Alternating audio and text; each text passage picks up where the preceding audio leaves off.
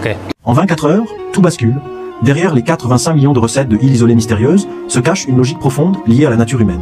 Qui aurait imaginé qu'un film coûtant 3 millions ouvrirait complètement la face la plus sombre de la nature humaine?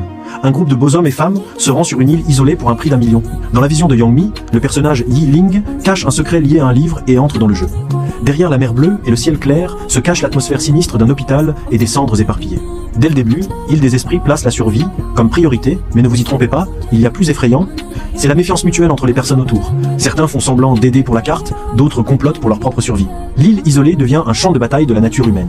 Chaque approche de la mort amplifie la cupidité. Ce qui semble être des phénomènes surnaturels brisant le pont de l'île est en réalité un complot humain. Le personnage Peng Fei, vu par Chen Xiaochun, semble manipuler dans l'ombre, ses pensées poussant les gens de l'île à devenir des tueurs. Yang Mi protège l'identité de Yi Ling, passant d'une survivante perdue à une contre-attaquante face au complot.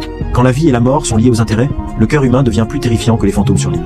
Avec un coût de 3 millions, il a rapporté 4,25 millions au box-office. Ce n'est jamais vraiment un film d'horreur, mais plutôt le reflet le plus réaliste du cœur humain.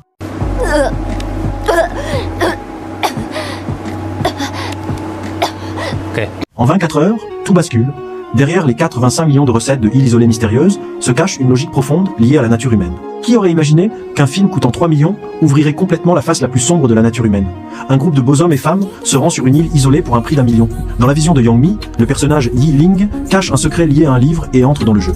Derrière la mer bleue et le ciel clair se cache l'atmosphère sinistre d'un hôpital et des cendres éparpillées.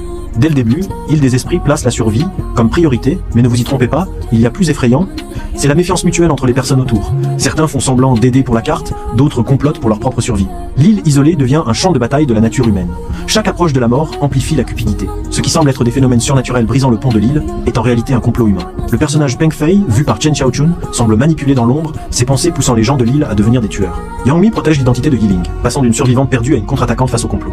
Quand la vie et la mort sont liées aux intérêts, le cœur humain devient plus terrifiant que les fantômes sur l'île. Avec un coût de 3 millions, il a rapporté 4,25 millions au box-office. Ce n'est jamais vraiment un film d'horreur, mais plutôt le reflet le plus réaliste du cœur humain.